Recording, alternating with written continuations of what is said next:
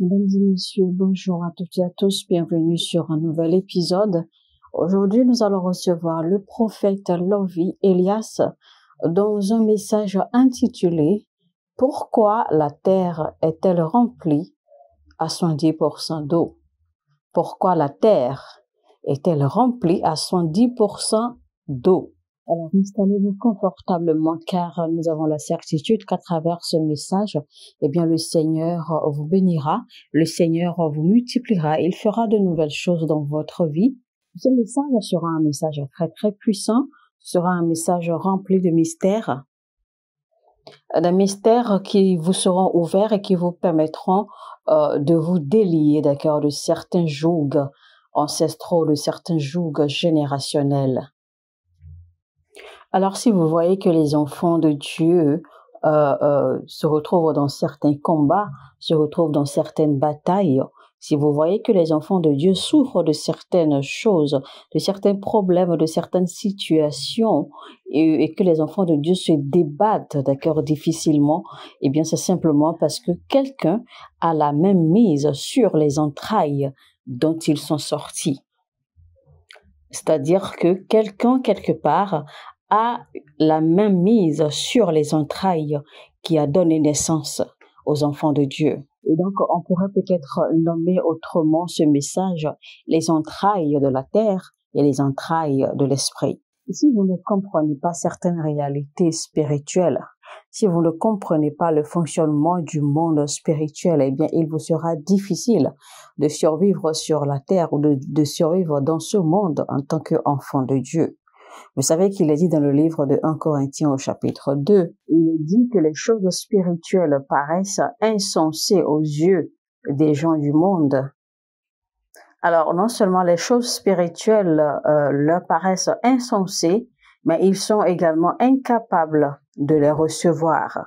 Ils sont incapables de les saisir. Si vous comprenez les réalités spirituelles, si vous comprenez les voies ou le fonctionnement du monde spirituel, il y a certaines batailles, certains combats qui se passent dans le monde aujourd'hui dont le monde n'aurait même pas besoin d'en souffrir.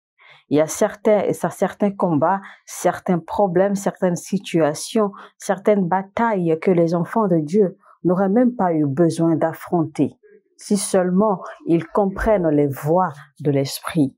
Vous savez, en réalité, il ne s'agit pas ici seulement de prier, mais il s'agit également de comprendre ce pourquoi vous priez et de comprendre également la façon dont il faut prier. Parce qu'il est écrit clairement dans la Bible que dans tout ce que vous recherchez, dans tout ce que vous poursuivez la compréhension. Recherchez la connaissance et la compréhension. Si vous arrivez à comprendre ces réalités spirituelles, eh bien, vous comprendrez aisément la raison pour laquelle les hommes de Dieu ont fait certaines choses ou ont posé certains actes qu'ils ont eu à poser à travers les écritures bibliques. Vous comprendrez alors aisément pourquoi Élisée demanderait à quelqu'un qui est malade, quelqu'un qui est affligé d'aller se plonger dans le fleuve du Jourdain.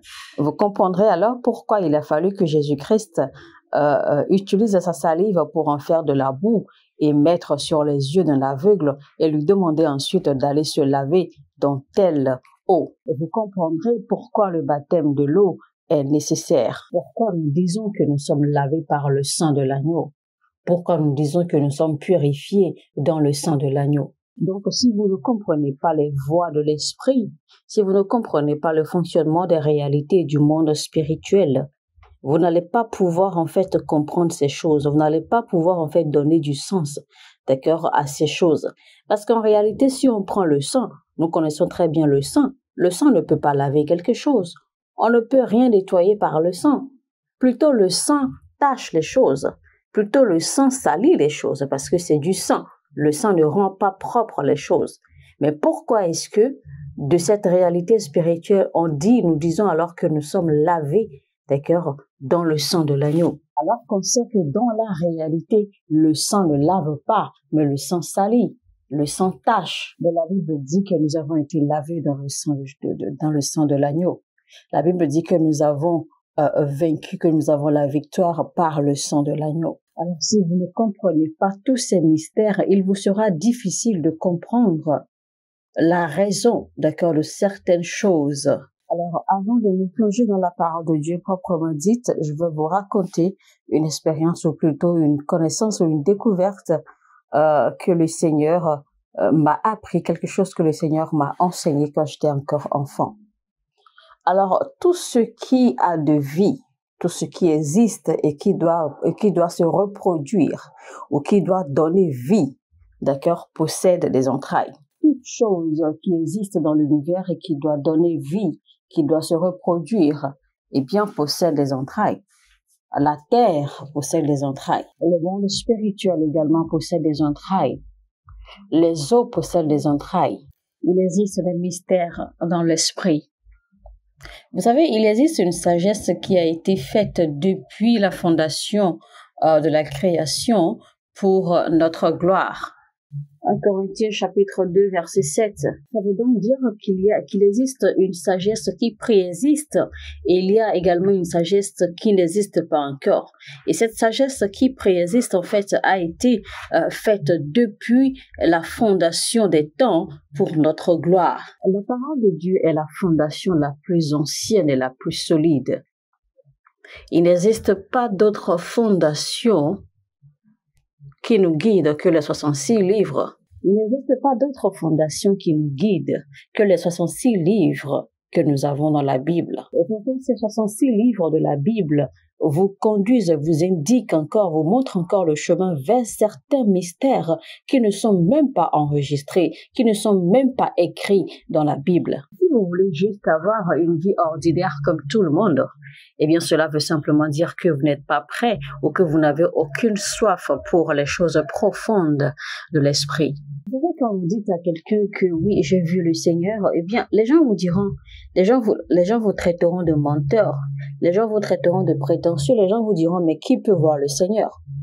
Alors que il est bien enregistré, d'accord, dans l'Ancien Testament et même dans le Nouveau Testament, il y a eu des gens qui ont vu le Seigneur. Il y a eu des gens qui ont rencontré le Seigneur. Et quand vous dites à quelqu'un ou quand vous dites aux gens que l'ange de l'Éternel m'a parlé, l'on vous dira en fait que vous êtes trop déraisonné. Mais tout cela vous montre simplement, d'accord, l'état dans lequel le monde se trouve actuellement, l'état d'esprit. Et parce que nous vivons, d'accord, à une génération ou à une ère où les gens pensent qu'ils connaissent tout. Les gens pensent qu'ils savent tout. Les gens pensent qu'ils comprennent tout. Alors qu'en réalité, ils se basent seulement sur leur propre compréhension. Ils se basent sur leur propre réflexion, sur leur propre déduction. Et si on doit parler de connaissance, en fait, on peut même voir qu'ils n'ont pas la connaissance qu'il faut. Et non seulement ils n'ont pas la connaissance qu'il faut, mais ils choisissent également, d'accord, de se baser sur leur propre déduction, sur leur propre compréhension, et ceci hors des écritures bibliques en plus. Les écritures bibliques sont renfermées de tant de mystères que, en tant qu'enfant de Dieu, vous avez le devoir, en fait, d'avoir la soif de les chercher, d'avoir la soif de les découvrir. Car c'est cela même qui nous donnera le sens d'avoir une vie victorieuse, une vie entièrement épanouie en tant qu'enfant de Dieu sur la terre. Cela devrait être la soif de chacun. La soif d'être beaucoup plus proche de Dieu, la soif d'être intime avec lui, la soif d'expérimenter véritablement ce qui est écrit dans les Écritures. Parce que ce qui est écrit en fait dans les Écritures, ce n'est pas écrit juste pour décorer des feuilles d'un livre. Et ce qui est écrit dans les Écritures, en fait, ce n'est pas seulement des choses qui se sont produites dans le passé et qui ne vont plus se reproduire. Ce n'est pas une histoire qui est racontée. C'est une expérience qui est faite pour être répétée. C'est une expérience qui est faite pour être vécue quotidiennement. Ce sont des expériences éternelles. Parce que Dieu est le même hier, aujourd'hui et à jamais. Donc ça veut dire que ce que Dieu a fait hier et qui est enregistré dans les Écritures, il peut le refaire aujourd'hui même. La relation qu'il a eue avec Moïse, avec Abraham, il peut avoir cette même relation avec d'autres encore aujourd'hui. Et ce sera ainsi pour l'éternité. Alors maintenant, pour revenir, d'accord?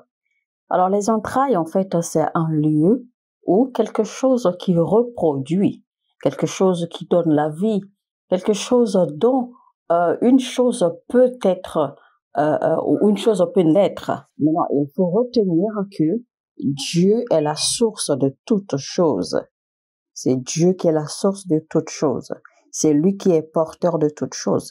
C'est lui qui est le créateur de l'univers. Il est le maître de la création. Donc, tout ce qui a de la vie, que ce soit physiquement ou de façon visible ou de façon invisible, provient de Dieu. Mais pour que ces choses visibles ou invisibles, d'accord, puissent venir à la manifestation, eh bien, Dieu va choisir, d'accord, le moyen de les faire venir à la manifestation, de les faire prendre corps. Et donc, pour cela, Dieu va alors créer les entrailles. Dieu va choisir les entrailles d'où ces choses, d'accord, vont provenir ou d'où ces choses vont se manifester. Ça peut être les entrailles de la terre, les entrailles des eaux, les entrailles d'un être humain, précisément une femme, pour que quelque chose, une nature qu'il a créée, puisse prendre corps, puisse prendre chair et se manifester physiquement. Et je le répète, Dieu est la source de toute création. Dieu est la source de toute chose. Mais pour que les choses que Dieu a créées puissent se manifester physiquement, eh bien, il faut un moyen, il faut un procédé, il faut un contenant pour que cette chose puisse se manifester physiquement, ou un contenant à travers lequel, d'accord, ou plutôt un moyen à travers lequel ces choses vont se manifester physiquement. Il existe donc certains éléments, d'accord, qui ont de grandes potentialités spirituellement. Ces éléments sont hautement utilisés dans le règne de l'esprit, soit positivement ou négativement. Et quiconque peut avoir le contrôle absolu d'un de ces éléments, eh bien, aura également le contrôle sur toute créature ou toute création qui sortira, d'accord, de cet élément en question. On va lire Genèse chapitre 1, verset 20 qui dit: Dieu dit que les eaux produisent en abondance des animaux vivants et que les oiseaux volent sur la terre vers l'étendue du ciel. Vous voyez alors que Dieu créa, d'accord, les animaux de la profondeur des eaux, des entrailles des eaux. Alors, il y a bien une raison pour laquelle la terre est couverte à 70% d'eau. En réalité, c'est parce que l'eau constitue les entrailles de la terre. C'est de l'eau, d'accord, que la terre a été formée, a été produite ou formée. C'est de l'eau que la terre est née. Ce que je suis sur le point de dire va certainement paraître un peu difficile aux gens de croire ou de comprendre. Mais je prie que Dieu vous donne la grâce de comprendre. Vous savez, quand l'ange Gabriel est apparu à Marie, il lui a dit qu'elle concevra d'un enfant et qu'elle concevra et qu'elle enfantera un enfant. Marie lui a demandé clairement, mais comment cela serait-il possible si elle ne connaît pas d'homme? C'est alors que l'ange Gabriel lui répond que le Saint-Esprit va l'envelopper. Le Saint-Esprit va mouvoir sur elle et elle concevra. Quand vous lisez Genèse chapitre 1, la seule chose que vous remarquez, c'est que la terre est remplie d'eau. Il n'y a que l'eau sur la terre. Mais avant même que les eaux ne soient mentionnées dans la Bible, dans les Écritures, eh bien, les Écritures vous montrent que le Saint-Esprit de Dieu se mouvait déjà au-dessus des eaux. Ça veut dire que l'Esprit de Dieu est en train de faire quelque chose aux eaux, d'accord, en mouvant ou en mouvant au-dessus d'elles. En d'autres termes, on peut dire que l'Esprit de Dieu était très relax à se poser sur les eaux. L'Esprit de Dieu était très paisible à recouvrir les eaux. Maintenant, essayez, d'accord, de rester dans une imagination constante de ce que les eaux peuvent produire après ce contact avec le Saint-Esprit. Maintenant, d'ores et déjà, nous savons que tout ce qui est physique vient, d'accord, de l'invisible ou du surnaturel. Tout ce qui est physique que nous voyons, en fait, n'est que le résultat de ce qui est dans le spirituel. Toute chose a été créée à partir de choses qui n'existent pas encore. Vous êtes-vous jamais posé la question pourquoi les gens appellent la terre mère? Alors, donc, l'Esprit de Dieu se mouvait sur les eaux, au-dessus des eaux. Alors, pour commencer, Dieu a d'abord fait appel à la terre sèche, que la terre se détache ou que la terre sorte des eaux. Maintenant, rappelez-vous très rapidement que les eaux qui recouvraient la terre entière n'étaient pas seulement les eaux qui étaient destinées à demeurer sur la terre. Les eaux qui recouvraient la terre entière étaient connectées également aux eaux dans le firmament. C'est-à-dire que les eaux qui se trouvent au-delà du firmament que nous voyons aujourd'hui, les eaux des cieux et les eaux qui étaient destinées, d'accord, à demeurer sur la terre étaient connectées. Donc, toutes les eaux, en fait, étaient une et elles recouvraient la terre entière. Mais il a fallu qu'à un moment que Dieu fasse une séparation pour distinguer les eaux des cieux et les eaux qui se trouvent sur la surface de la terre ou qui se trouvent sur la terre aujourd'hui. Et vous savez, un secret que je vous livre rapidement au passage, vous savez, dans les cieux, devant le trône de Dieu, en fait, il se trouve des eaux, d'accord? Des eaux, en fait, que l'on appelle la mer cristal.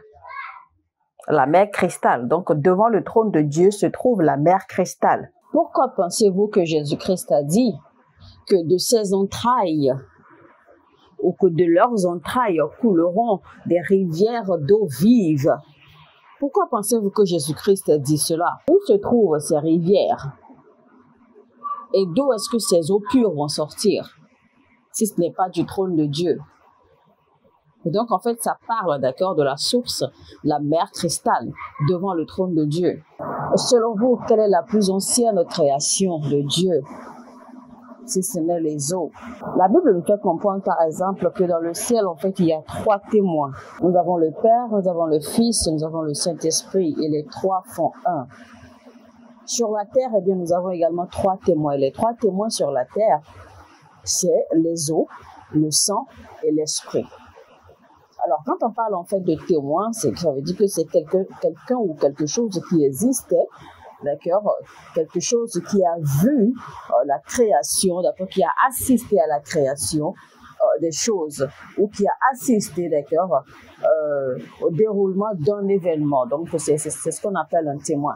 Donc, l'eau qui est, d'accord, l'ancienne, d'accord, ou la plus ancienne créature ou création de Dieu. Ensuite, l'esprit, qui est l'esprit de Dieu, évidemment. Ensuite, on parle de sang. Le sang, en fait, la Bible a dit clairement que le sang de l'agneau qui a été immolé depuis le fondement de la création. Donc, ça veut dire que le sang a déjà existé, ou le sang existait avant même la création de choses matérielles, ou avant même la création du monde matériel. Donc, l'agneau avait déjà été immolé, parce que l'unique sang qui peut être témoin pour nous, c'est le sang de Jésus-Christ. Il n'y a pas d'autre sang. Donc, comment peut-il être notre témoin s'il n'a pas existé déjà avant le commencement? Vous savez, malheureusement, dans le corps du Christ, nous comprenons la rédemption comme si la rédemption était un plan B, d'accord, que Dieu a exécuté après que Adam et Ève ont failli, d'accord, devant Dieu. Mais non, ce n'est pas du tout cela.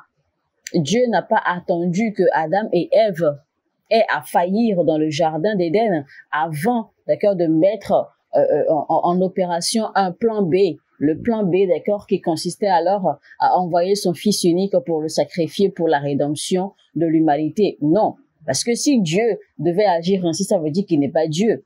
N'oubliez pas que Dieu, il est Dieu. Et il est Dieu avant même le commencement. Il est le commencement et la fin de toutes choses. Et c'est lui, il connaît toutes choses depuis avant même que la chose n'ait commencé. Il connaît toutes choses avant même que la chose ne soit terminée. Donc, il connaît toutes choses. Ça veut dire en fait que le plan de rédemption a toujours été le plan originel de Dieu. Dieu avait déjà ce plan depuis avant même la création. Voilà pourquoi quand le diable veut vous détruire, il s'en prend à votre sang et non à vous-même. Il saisit donc le contrôle sur le témoin, parce que le témoin, c'est le sang. Et votre sang, d'accord, constitue le témoin de votre vie. Parce que dans votre sang se trouvent toutes les informations. Car rappelez-vous, la vie d'un être humain se trouve dans son sang. Votre sang renferme toutes les informations de votre lignée familiale, de votre lignée ancestrale. Dans votre sang se trouve toute l'histoire de votre famille, toute l'histoire de votre génération avant et vous-même. Dans votre sang se trouve l'histoire, d'accord, de vos ancêtres que vous avez connus et même ceux que vous ne connaîtrez jamais. Dans votre sang se trouve le commencement de votre genèse, de votre famille, de votre source, de votre vie. Dans votre sang se trouve absolument tout ce qui vous concerne. C'est donc pour cela que le diable s'attaque toujours à votre sang. Parce que une fois qu'il a le contrôle de votre sang, il a le contrôle de vous-même, il a le contrôle de tout ce qui vous concerne. Il a le contrôle sur votre passé, votre présent et même votre futur. C'est pour cela qu'il est facile au diable de vous manipuler, de vous utiliser, de faire de vous ce qu'il veut, de s'en prendre à vous, de vous faire le mal et de vous détruire, de vous affliger comme il le veut. Quand les méchants du monde des ténèbres, les sorciers, les magiciens, etc. veulent s'en prendre à vous, si jamais ils ont le contrôle de votre sang, c'est que vous êtes fini. Parce qu'il faudra Dieu lui-même pour vous sauver, pour vous délivrer. Et vous savez, quand nous sommes en train de briser les alliances générationnelles ou les malédictions générationnelles, en réalité, nous sommes en train de sanctifier notre sang. C'est ce que nous essayons de faire. Nous essayons en réalité, d'accord, de faire perdre l'odeur, d'accord, et le goût de notre sang aux gens des ténèbres, aux sorciers, aux démons, aux esprits, etc. Nous essayons, d'accord, de leur faire perdre le goût de notre sang. Nous essayons de les troubler, de les confondre pour qu'ils ne retrouvent plus la trace de notre sang, pour qu'ils ne perçoivent plus l'odeur de notre sang. Nous essayons de les confondre afin qu'ils ne retrouvent plus la trace de notre sang, afin qu'ils ne retrouvent plus les informations nous concernant. C'est pour cela que la Bible dit que notre vie est cachée en Christ et en Dieu. Et parlant de cela, ça parle en réalité de notre sang, parce que notre vie se trouve dans notre sang. Donc ça ne parle pas en fait de nous en tant qu'individus qui sommes cachés en Christ, non, mais ça parle de notre vie. Donc la vie d'un individu doit être cachée en Christ et en Dieu. Le sang d'un individu. Donc, il existe des secrets que vous ne connaissez pas. Il y a des mystères que vous n'arrivez pas à comprendre ou même que vous ne connaissez pas. Alors, lisons maintenant le verset 20, d'accord, de Genèse chapitre 1. Et Dieu dit que les eaux produisent en abondance des animaux vivants et que les oiseaux volent sur la terre vers l'étendue du ciel. Donc, les oiseaux qui volent dans le ciel que nous voyons en fait sont produits, d'accord, par l'eau. Les oiseaux sont sortis des eaux. Les plus grandes créatures de cette terre, en fait, sont sorties des entrailles des eaux. Même la terre sur laquelle nous marchons est sortie des entrailles des eaux. Partout sur la terre entière, là où les hommes habitent aujourd'hui, en fait, étaient couverts d'eau. Quand vous entrez quelque part, quand vous entrez dans des villes, vous allez dans des quartiers, vous allez dans des régions, vous allez dans des pays, on vous dira toujours que ici, il y avait l'eau. Telle partie, il y avait l'eau. Ici, il y avait l'eau. Mais toutes ces parties, en fait, ont été fermées, ont été refermées, d'accord, par les hommes pour pouvoir bâtir des édifices, des structures, etc., etc. Donc, il y avait l'eau partout sur la terre. Elle est la mère de la création. L'eau est la mère de toutes choses. L'eau est la mère de la terre parce que la terre est sortie des entrailles des eaux. Toute chose, toute création de Dieu est sortie des entrailles de Dieu. Parce que c'est des entrailles de Dieu que Dieu a produit toute création, toute chose qui existe aujourd'hui. Le verset 21 dit que Dieu créa les grands poissons et tous les animaux vivants qui se meuvent et que les eaux produisent en abondance selon leur espèce. Il créa aussi tout oiseau ailé selon son espèce et Dieu vit que cela était bon. Dieu les bénit en disant « Soyez féconds, multipliez et remplissez les eaux des mers et que les oiseaux multiplient sur la terre. » Ainsi, il y eut un soir, il y eut un matin, et ce fut le 5e jour. Dieu dit alors que la terre produise des animaux vivants selon leur espèce, du bétail et des reptiles et des animaux terrestres selon leur espèce, et cela fut ainsi. Dieu fit les animaux de la terre selon leur espèce, le bétail selon son espèce, et tous les reptiles de la terre selon leur espèce. Et Dieu vit que cela était bon. Alléluia. Vous voyez donc qu'il y a eu, en fait, que toute chose, d'accord, est sortie, a été créée, d'accord, de l'eau, parce que toute chose est sortie des entrailles de l'eau. Maintenant, Dieu a spécifiquement, d'accord, créé ou ordonné que les eaux produisent des animaux, des poissons et d'autres animaux, d'autres créatures de toute espèce. Et maintenant, Dieu a ordonné à ce que la terre produise maintenant d'autres animaux, d'accord, de toute espèce. Et donc, quand vous voyez ces deux catégories, bien naturellement, les animaux qui ont été créés, qui sont sortis de l'eau directement, d'accord, sont naturellement supérieurs à ceux qui sont sortis de la terre, puisque eux tous, d'accord, viennent des entrailles des eaux. Mais voici que les animaux qui sortent directement de l'eau sont sortis directement de l'eau et n'ont pas été produits par une autre création sortie de l'eau, comme la terre qui a créé d'autres animaux. Alléluia. Alors on évolue le verset 26 maintenant qui dit: Puis Dieu dit, faisons l'homme à notre image selon notre ressemblance et qu'il domine sur les poissons de la mer. Alléluia.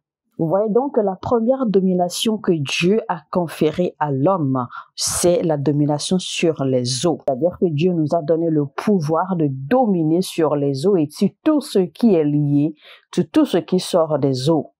Ça a été le premier pouvoir, la première domination, la première autorité que Dieu nous a conférée. Il y a donc une raison précise pour laquelle Dieu veut que nous dominions sur les eaux. Dieu ne veut pas que votre dominion commence par la terre.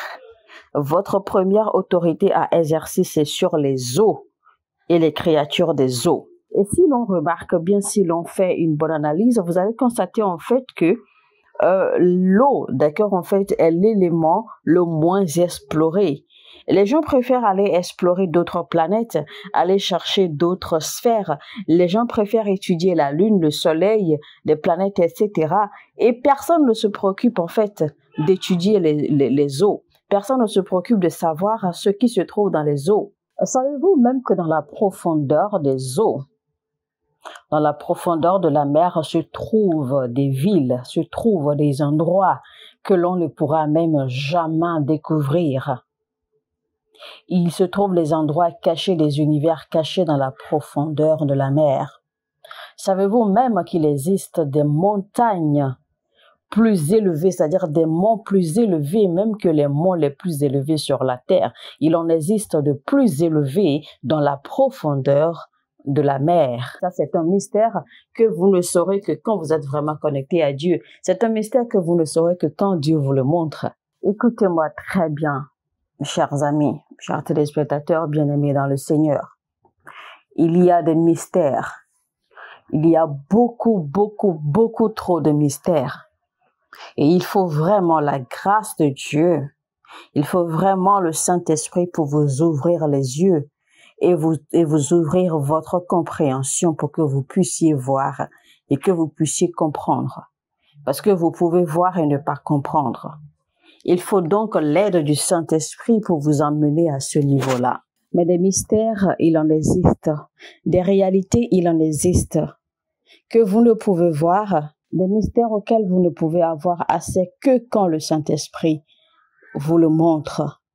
Ou que quand le Saint-Esprit vous ouvre les yeux et vous ouvre la compréhension. Ce verset que nous avons lu, en fait, n'est rien du tout. Ce verset seul, en fait, suffit largement pour que je vous ouvre, en fait, les yeux sur quelque chose qui a toujours existé, mais que vous n'aviez jamais su, que vous n'aviez jamais compris. Vous aviez toujours lu ces versets et lu encore et encore sans pour autant même comprendre l'esprit, la réalité qui se trouve en fait, qui se cache derrière ce qui est écrit dans ce verset. Donc, à retenir rapidement, la première autorité, la première domination que Dieu a conférée à l'homme, c'est la domination sur les eaux et non la domination sur la terre. C'est sur les eaux que l'humanité doit exercer en premier sa dominion. Voilà pourquoi notre Seigneur Jésus-Christ était étonné. Il était surpris de voir que les disciples étaient étonnés et qu'ils étaient effrayés de le voir en train de marcher sur l'eau. Notre Seigneur Jésus était surpris de voir comment Pierre était étonné de le voir commander, ordonner les poissons d'entrer dans sa barque, de le voir ordonner, commander les poissons d'entrer dans son filet, dans leur filet jusqu'à ce que les filets se brisent.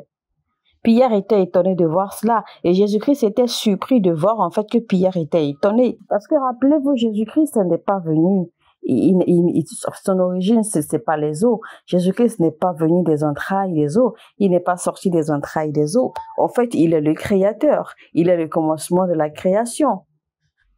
Il est la source même, parce que toute chose, d'accord, en fait, a été faite par lui et à travers lui. Donc Jésus ne pouvait pas nous donner ce qu'il ne possédait pas. Jésus-Christ nous a simplement montré la révélation de Genèse chapitre 1 au verset 26, parce qu'il avait la dominion sur les eaux, il avait la dominion, le pouvoir sur les poissons. Pierre et ses confrères essayaient de prendre des poissons, c'est-à-dire de pêcher des poissons, alors qu'ils devaient avoir le pouvoir de commander les poissons de venir à eux.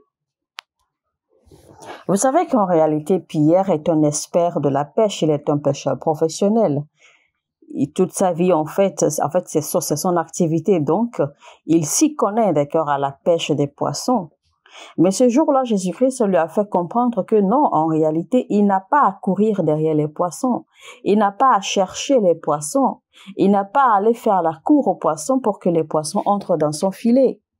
Il avait, d'accord, le pouvoir de commander aux poissons pour avoir autant de poissons qu'il voulait parce qu'il a l'autorité sur les eaux. Il a l'autorité sur les poissons, ce que Pierre ne savait pas.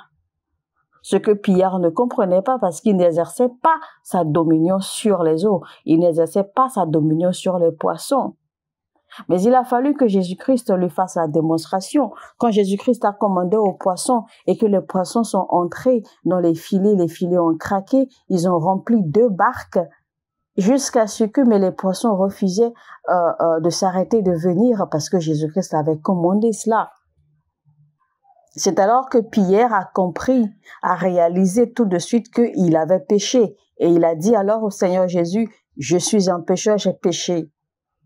Pourquoi? Parce qu'en fait, il n'avait pas compris cette essence, il n'avait pas compris cette réalité et il avait douté, d'accord, quand le Seigneur lui a demandé de jeter son filet à l'eau pour prendre les poissons parce qu'en fait, il avait voulu se jouer les experts. Mais Jésus-Christ lui a démontré le contraire. Donc, il a réalisé en fait qu'il avait douté, d'accord, de la capacité ou de la puissance ou de l'autorité de notre Seigneur Jésus-Christ.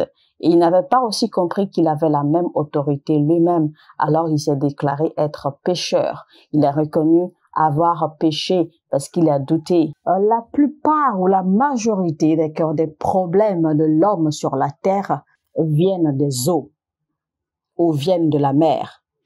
Mais récapitulons cela en eau, viennent des eaux. C'est-à-dire que la majorité des problèmes, la majorité des peines, la majorité des douleurs de l'homme sur la terre, de l'humanité sur la terre, viennent des eaux, sont liées aux eaux. Mesdames et messieurs, eh bien, nous arrivons à la fin de la première partie de notre message aussi intéressant. Pourquoi la terre est-elle remplie d'eau à 70%? Pourquoi la terre est-elle remplie à 70% d'eau? C'était donc avec le prophète Lovi Elias. Je vous invite à rester connectés afin de suivre la deuxième partie de ce message très intéressant. Alors, si le message vous a édifié, si vous avez été béni, si vous en avez appris, d'accord, de ce message, alors je vous invite à partager le lien, d'accord, de cette vidéo au maximum. Partagez autant que vous pouvez. Ne gardez pas l'information pour vous tout seul. Ne gardez pas cette grâce, cette découverte, cette révélation pour vous tout seul. Partagez-la autant que vous pouvez parce qu'il y a quelqu'un quelque part qui en a besoin pour la survie de son âme, de son esprit, pour faire revivre sa foi, pour faire revivre sa connexion avec le Seigneur, pour renaître, d'accord, dans le Seigneur, pour corriger ses pas, etc., etc. Ce message est pour le corps du Christ, pour les frères et sœurs, pour l'édification du corps de Dieu, pour l'édification du corps de Christ. Alors, n'oubliez surtout pas liker, cliquez sur le bouton j'aime, ça ce n'est pas à oublier parce que cela permettra à YouTube de recommander également, d'accord, nos messages à d'autres audiences plus élargies. Si vous n'êtes pas encore abonné à cette chaîne, faites-le tout de suite. Abonnez-vous et activez la cloche de notification afin de ne rater aucun de nos messages. Chaque fois que nous faisons des publications, vous allez recevoir des notifications et pouvoir vous connecter. Sur ce, je vous dis que Dieu vous bénisse et à très bientôt pour la deuxième partie. Shalom chez vous. Mon heure a sonné, votre heure a sonné.